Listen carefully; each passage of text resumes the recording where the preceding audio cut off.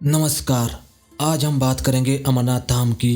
इस वीडियो को हमने दो पार्ट्स में डिवाइड किया है। पहला है अमरनाथ शिव गुफा या बाबा बर्फानी की अमर कथा तथा बाद में हम आपको बताएंगे कि आप इस यात्रा को कैसे कर सकते हो, कितने रूट्स हैं पहुंचने के और कितने दिन में आप इसे कर सकते हो और कैसे कर सकते हो। कथा को पहले बताने का मकसद ये है कि आप जब रूट देखोगे तो आपको उस रूट का महत्व तथा इतिहास पता होगा। तो चलिए फिर करते हैं शुरू। हमारे इतिहास के अनुसार हजारों साल पहले माता पार्वती ने भगवान शिव से पूछा कि आप ये मुंडमाला कब से और क्यों पहन रहे हो। इस पर भगवान शिव ने कहा कि जब भी आप नया जन्म लेती हो उस वक्त मैं अपनी माला में एक मनका जोड़ देता हूँ। इस पर माता पार्वती ने कहा, ऐसा क्यों है कि आप अजर अमर हैं, लेकिन मुझे हर जन्म के बाद नया स्वरूप लेकर जीवन चक्र में आना पड़ता है और बरसों तक तप करके आपको प्राप्त करना पड़ता है। जब मुझे हर जन्म में आपको ही पाना है तो मेरी इतनी कठिन परीक्षा क्यों लेते हो आप, और आपके अजर और अमर होने का क्या रहस्य है। पहले तो भगवान शिव ने एक आदर्श पति की तरह पत्नी के सवालों का उत्तर देना उचित नहीं समझा,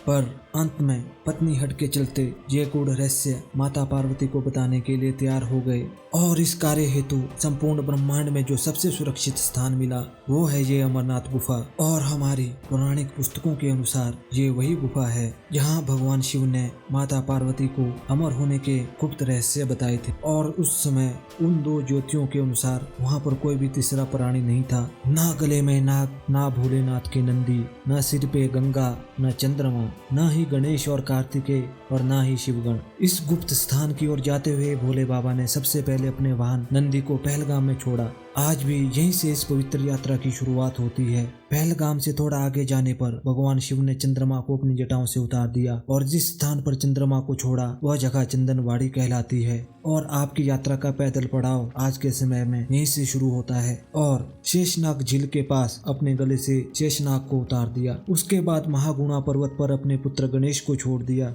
और उसके बाद पंचतारणी में गंगा जी और पंच तत्वों धरती, पानी, हवा, अग्नि और आकाश को छोड़ दिया। इन सब को पीछे छोड़ने के बाद भगवान शिव ने माता पार्वती के साथ गुफा में प्रवेश किया। कोई भी प्राणी यानी जीव जंतु पशु पक्षी गुफा के अंदर घुसकर कथा न सुन ले, इसलिए महादेव ने चारों तरफ काल अग्नि प्रज्वलित की और आदेश दिया कि अंदर और बाहर कोई भी प्राणी हो तो उसे जलाकर भस्म कर दो। ऐसा कहकर भोलेनाथ समाधि में बैठ गए और माता पार्वती से कहा कि आप बीच बीच में हुंकार भरती रहना ताकि मुझे पता चल सके कि आप कथा सुन रही हो और ये कथा मैं अनवरत सुनाता रहूं। पर बीच कथा में माता पार्वती को नींद आ गई और विधि का विधान तो देखो कि वहाँ पर दो कबूतर पहले से मौजूद थे और माता पार्वती के सोने पर बीच बीच में गूं गूं की आवाज कर रहे थे और भगवान शिव भी अपनी कथा निरंतर सुनाते रहे। जब कथा समाप्त हुई तो भगवान शिव ने देखा कि माता पार्वती तो सो रही हैं। फिर उन्हें ध्यान आया कि कथा के बीच में ये गूं गूं कौन कर रहा था। तब उनकी नजर उन कबूतरों पर पड़ी और फिर वो बहुत क्रोधित हुए।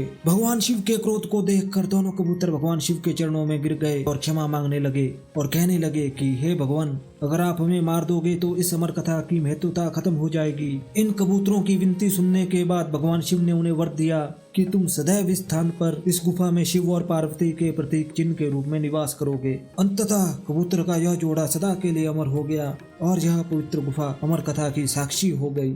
इसके बाद ही इस स्थान का नाम अमरनाथ पड़ा। आज भी कई यात्रियों को इन कबूतरों के दर्शन यहाँ पर हो जाते हैं। ये भी एक चमत्कार ही है कि अमरनाथ यात्रा के दौरान यहाँ की बर्फ शिवलिंग का आकार ले लेती है। इस पवित्र गुफा में माता पार्वती व भगवान गणेश के भी अलग से बर्फ से बने प्रतिरूपों के दर्शन किए जा सकते हैं। यात्रा का रास्ता अमरनाथ गुफा 3888 मीटर की हाइट पर है समुद्र तल से और पहलगाम से 40 किलोमीटर है, जहां से भगवान शिव इस पवित्र गुफा तक गए थे। और इस पवित्र गुफा तक पहुंचने का दूसरा रास्ता सोनमर्ग के समीप बालताल से शुरू होता है। यहाँ से इसकी यात्रा लगभग 14 किलोमीटर की है। तो चलिए फिर समझते हैं इस यात्रा के पहले रूट को। इस यात्रा का पहला पड़ाव है पहलगाम, जो श्रीनगर से 90 किलोमीटर और जम्मू से लगभग 300 किलोमीटर है। इसके बाद आप गाड़ी के थ्रू ही पहुंचेंगे चंदनवाड़ी। ये पहलगाम से लगभग 16 किलोमीटर है और यहीं से अमरनाथ बाबा की पैदल यात्रा शुरू होती है। आपकी पहली रात्रि का विश्राम भी यहीं पर होगा। आपका अगला दिन शुरू होगा चंदनवाड़ी से।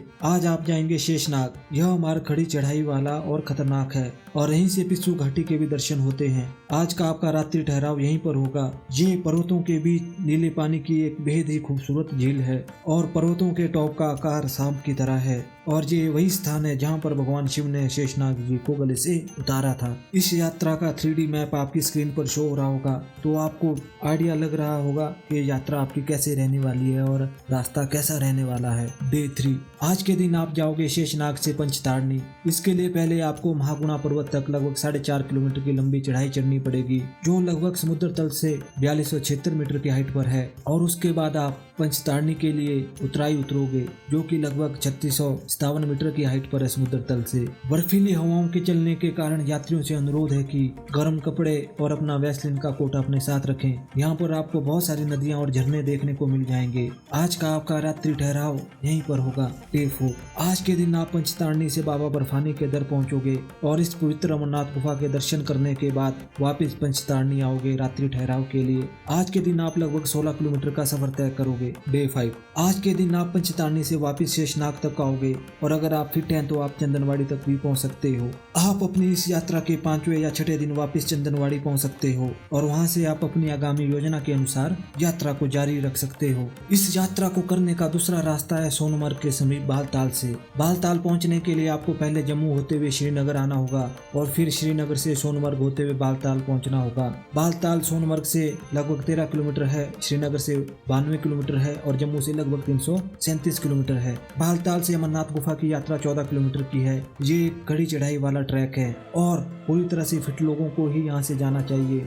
बहुत से लोग इस रास्ते से सिर्फ एक दिन में ही भगवान शिव के दर्शन करके वापस आ जाते हैं। यहाँ से आपको पालकी और घोड़े की व्यवस्था भी मिल जाएगी और ये रूट बहुत ही फेमस है कम डिस्टेंस होने की वजह से। तो ये थी अमरनाथ की कथा और यात्रा का रास्ता।